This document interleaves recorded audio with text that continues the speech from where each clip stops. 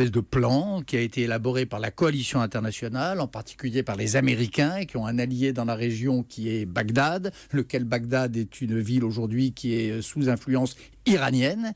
Et il y a une idée, c'est qu'il faudrait que ce soit l'armée officielle d'Irak, donc des milices chiites mises sous uniforme, souvent, pas toujours. Avec l'accord des Américains, l'assentiment des Américains. Avec l'accord des Américains qui libère Mossoul. Au passage, vous citez les Iraniens. On n'en voit pas sur place, mais l'Iran est présente, rôde l'idée de l'Iran.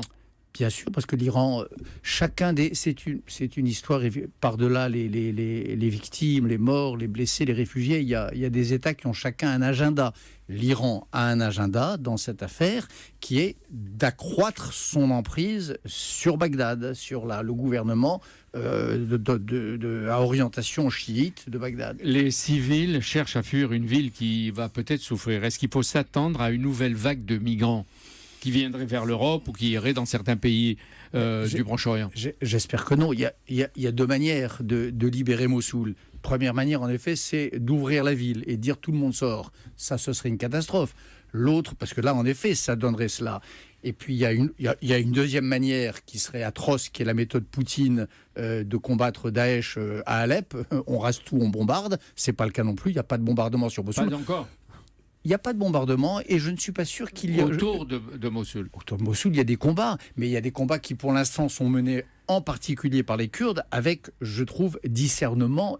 La guerre étant toujours atroce, discernement. Mais il y a la troisième manière qui est d'entrer dans Mossoul et de repérer les djihadistes et de les arrêter, de créer un Nuremberg 70 ans après pour les fascistes djihadistes de Mossoul, les chefs du califat.